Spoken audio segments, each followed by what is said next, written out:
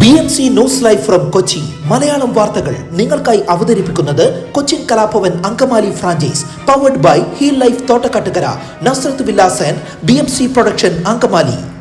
നമസ്കാരം, BMC radio Malayalam വാർത്തകളിലേക്ക് സ്വാഗതം. ഞാൻ ധനു കൃഷ്ണ. എറണാകുളം ജില്ലയിൽ ഡെങ്കിപ്പനി H1N1 കേസുകൾ വർദ്ധിക്കുന്നു. ഒരാഴ്ചയ്ക്കിടെയുള്ള കണക്കുകൾ പരിശോധിച്ചാൽ ബുധനാഴ്ച 62 ഡെങ്കിപ്പനി കേസുകളാണ് റിപ്പോർട്ട് ചെയ്തത്. ജൂലൈ 23-ന് 52 പേർക്കും 22-ന് 25 പേർക്കും 20-ന് 69 പേർക്കും ഡെങ്കിപ്പനി സ്ഥിരീകരിച്ചു. ബുധനാഴ്ച 3 H1N1 കേസുകളും റിപ്പോർട്ട് ചെയ്തിട്ടുണ്ട്. ഒരു എലിപ്പനിയും 5 മഞ്ഞപ്പിത്ത കേസുകളും ബുധനാഴ്ച റിപ്പോർട്ട് ചെയ്തു. ഇതോടൊപ്പം വൈറൽ പനി ബാധിതരുടെ എണ്ണവും വർദ്ധിക്കുന്നുണ്ട്. ജൂലൈ 20 മുതൽ 24 വരെ 4000 പേരാണ് വൈറൽ പനി ബാധിച്ച് ചികിത്സ തേടിയത്. ആലങ്ങാട് കഴിഞ്ഞ ദിവസം 4 വയസ്സുകാരൻ മരിച്ചത് H1N1 പനി ബാധിച്ചാണെന്ന് സ്ഥിരീകരിച്ചിരുന്നു. ആലങ്ങാട് 4 വയസ്സുകാരൻ മരിച്ചതുൾപ്പെടെ ഈ വർഷം 3 പേരാണ് H1N1 ബാധിച്ച് മരിച്ചത്. 145 പേർക്കാണ് ഈ വർഷം രോഗം സ്ഥിരീകരിച്ചത്.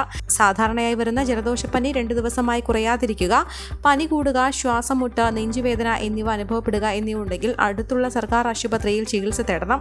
ചികിത്സ വൈകുന്നത് രോഗം ഗുരുതരമാക്കും. തുമ്മുമ്പോഴും ചുമയ്ക്കുമ്പോഴും രോഗബാധത്തിൽ നിന്ന് പുറത്തേക്ക് വരുന്ന രോഗാണുക്കൾ വായുവിലൂടെ മറ്റുള്ളവരിലേക്ക് പകർന്നാണ് രോഗം പടരുന്നത്. പനി, ചുമ, തൊണ്ടവേദന എന്നിവയാണ് ലക്ഷണങ്ങൾ. ഈ ലക്ഷണങ്ങൾ പ്രത്യേകിച്ച് ഗർഭിണികൾ, പ്രായമായവർ, ചെറിയ കുട്ടികൾ, മറ്റേതെങ്കിലും രോഗമുള്ളവർ തുടങ്ങിയവരിൽ കണ്ടാൽ കൂടുതൽ ശ്രദ്ധ ചെലുത്തേണ്ടതാണ്. പലപ്പോഴും ഇങ്ങനെയുള്ള ലക്ഷണങ്ങൾ നിസാരമായി തള്ളിക്കളയുകയും ചികിത്സ വൈകുകയും ചെയ്യുന്നത് കൊണ്ടാണ് അപകടാവസ്ഥയിലെത്തുന്നതും മരണം വരെ സംഭവിക്കുന്നതും. രോഗം സ്ഥിരീകരിച്ചാൽ ഇളം ചൂടുള്ള കഞ്ഞിവെള്ളം പോലെയുള്ള പോഷക ഗുണമുള്ള പാനീയങ്ങളും പോഷക സമൃദ്ധമായ ആഹാരങ്ങൾ കഴിക്കുവാനും പൂർണ്ണ വിശ്രമം എടുക്കുവാനും ശ്രദ്ധിക്കണം. പൊതുയിടങ്ങളിൽ മാസ്ക് ഉപയോഗിക്കണം. തുമ്മുമ്പോഴും ചുമയ്ക്കുമ്പോഴും വായ, മൂക്ക് എന്നിവ തൂവാല കൊണ്ട് മറയ്ക്കുവാനും ആരോഗ്യവകുപ്പ് നിർദ്ദേശിക്കുന്നു. മതം മാറുന്ന വ്യക്തിക്ക് രേഖകൾ തിരുത്തി കിട്ടാൻ അവകാശമുണ്ടെന്ന് ഹൈക്കോടതി. മതസ്വാതന്ത്ര്യം ഭരണഘടന അനുശാസിക്കുന്നതാണെന്നും ഏതെങ്കിലും മതത്തിൽ ജനിച്ചുവെന്ന കാരണത്താൽ വ്യക്തിയെ ആ മതത്തിൽ തന്നെ തളച്ചിടാൻ സാധിക്കില്ലെന്നും കോടതി പറഞ്ഞു.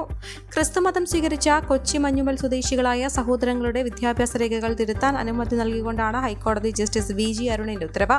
ഹിന്ദു മാതാപിതാക്കൾക്ക് ജനിച്ച് ക്രിസ്തു മതത്തിലേക്ക് മാറിയ ലോജിത് എന്നിവരാണ് കോടതിയെ സമീപിച്ചത്. 2017 മതം മാറിയ ഹർജിക്കാർ ഗസറ്റിൽ വിജ്ഞാപനം ചെയ്ത ശേഷം സ്കൂൾ രേഖകൾ തിരുത്താൻ അപേക്ഷ നൽകി. പേര് തിരുത്തി നൽകിയെങ്കിലും മതം തിരുത്തി നൽകാൻ പരീക്ഷാ കമ്മീഷണർ വിസമ്മതിക്കുകയായിരുന്നു. സ്കൂൾ രേഖകളിൽ മതം തിരുത്താൻ വ്യവസ്ഥയില്ലെന്നാണ് കാരണമായി പറഞ്ഞത്. ഇതിനെതിരെയാണ് സഹോദരങ്ങൾ കോടതിയെ സമീപിച്ചത്. സ്കൂൾ രേഖയിൽ മതം തിരുത്താൻ വ്യവസ്ഥയില്ലെന്ന പേരിൽ ഒരാളെയും ജനിച്ച മതത്തിൽ തന്നെ തളച്ചിടാനാവില്ലെന്നും കോടതി പറഞ്ഞു. മതം മാറുന്നത് രേഖകളിൽ തിരുത്തി നൽകാതിരിക്കുന്നത് അവരുടെ ഭാവിയെ ബാധിക്കും. ഇത്തരം കടുത്ത നിലപാടുകൾ ഭരണഘടന അനുവദിക്കുന്ന സ്വാതന്ത്ര്യത്തിന്റെ ലംഘനമാകും. തിരുത്തൽ നിഷേധിച്ച പരീക്ഷാ കമ്മീഷണറുടെ ഉത്തരവ് റദ്ദാക്കിയ കോടതി 1 മാസത്തിനകം തിരുത്തി നൽകാനും നിർദ്ദേശിച്ചു.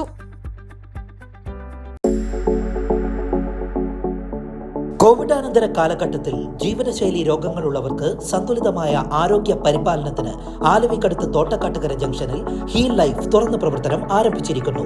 ഫിസിയോതെറാപ്പി, സൈക്കോളജി, ആയുർവേദ ചികിത്സകൾക്കായി 8089011722 ബന്ധപ്പെടാവുന്നതാണ്.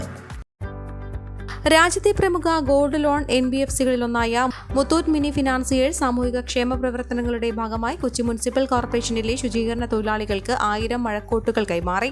കൊച്ചി മേയർ അഡ്വക്കേറ്റ് അനിൽകുമാർ ചടങ്ങ് ഉദ്ഘാടനം ചെയ്തു. Muthoot mini financiers CEO P Mathai മഴക്കോട്ടുകൾ വിതരണം ചെയ്തു. നമ്മുടെ നഗരം വൃത്തിയായി സൂക്ഷിക്കാൻ അക്ഷീണം പ്രവർത്തിക്കുന്ന ശുചീകരണ തൊഴിലാളികൾക്ക് പിന്തുണ വാഗ്ദാനം ചെയ്യുന്നതിൽ അഭിമാനമുണ്ടെന്നും P മത്തായി പറഞ്ഞു. ശുചീകരണ തൊഴിലാളികൾക്ക് പരമാവധി സുരക്ഷയും ശുചിത്വവും ഉറപ്പാക്കേണ്ടത് അനിവാര്യമാണെന്നും അദ്ദേഹം പറഞ്ഞു. 2023-24 സാമ്പത്തിക വർഷത്തെ കോർപ്പറേറ്റ് സോഷ്യൽ റെസ്പോൺസിബിലിറ്റിയുടെ ഭാഗമായി മുത്തൂറ്റ് മിനി ഫിനാൻസിയേഴ്സ് 11 സംസ്ഥാനങ്ങളിലും ഒരു കേന്ദ്രഭരണ പ്രദേശത്തുമായുള്ള നിരാലംബരായ വിദ്യാർത്ഥികൾക്ക് സ്കൂൾ ബാഗുകൾ, കുടകൾ, നോട്ട്ബുക്കുകൾ തുടങ്ങിയവയും വിതരണം ചെയ്തിട്ടുണ്ട്. കൽവെട്ടുകൾ വൃത്തിയാക്കുന്നതിൽ ഉത്തരവാദിത്തത്തിൽ നിന്ന് ഒഴിഞ്ഞ് റെയിൽവേ. തങ്ങളുടെ സ്ഥലത്തു കൂടിയുള്ള കാനകളിൽ പുറത്തുനിന്നാണ് മാലിന്യം ഒഴുകിയെത്തുന്നതെന്നും റെയിൽവേയുടെ മാലിന്യം കനാലുകളിലേക്ക് എത്തുന്നില്ലെന്നും ചൂണ്ടിക്കാട്ടിയാണ് അവർ ഒഴിയുന്നത്. തിരുവനന്തപുരത്ത് റെയിൽവേ കൽവെട്ട് ക്ലീൻ ചെയ്യാൻ ഇറങ്ങിയ തൊഴിലാളി മാലിന്യത്തിൽ കുടുങ്ങി മരിച്ചതിനെ തുടർന്ന് കൊച്ചിയിലെ റെയിൽവേ കൽവെട്ടുകൾ വൃത്തിയാക്കാത്ത കാര്യവും വാർത്തയായിരുന്നു.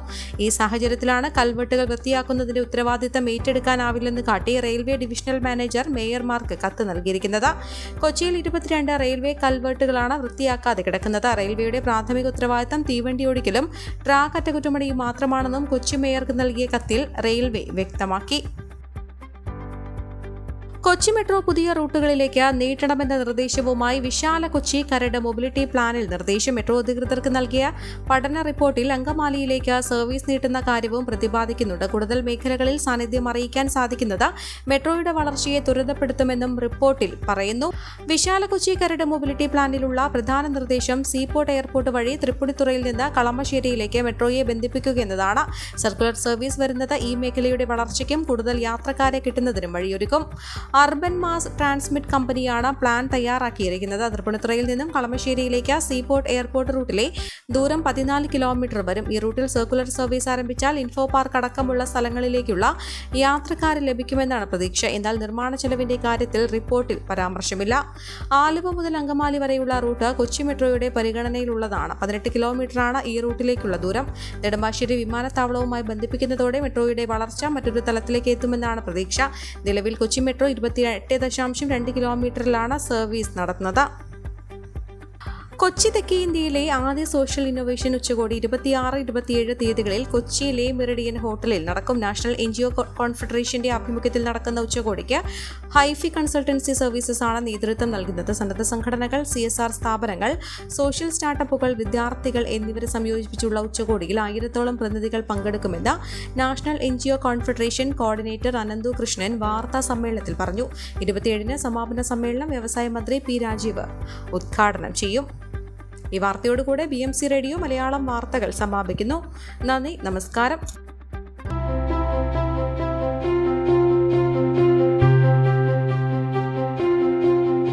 അങ്കമാലി പ്രദേശത്തെ കലാവിദ്യാർത്ഥികൾക്ക് സുവർണ അവസരം. ലോക പ്രശസ്ത കലാവിദ്യാലയമായ കൊച്ചിൻ കലാഭവന്റെ അങ്കമാലി ഫ്രാഞ്ചൈസി കരയാമ്പറമ്പിനടുത്ത് എളവൂർ കവലയിലുള്ള സ്പ്രിംഗ്ഫീൽഡ് കെട്ടിടത്തിൽ പ്രവർത്തനം ആരംഭിച്ചിരിക്കുന്നു. Classical dance, cinematic dance, Carnatic music, Zumba dance എന്നീ വിഷയങ്ങളിൽ പ്രഗത്ഭരായ അധ്യാപകർ ക്ലാസുകൾ നയിക്കുന്നു. കൂടുതൽ വിവരങ്ങൾക്ക് ബന്ധപ്പെടുക 9995208614.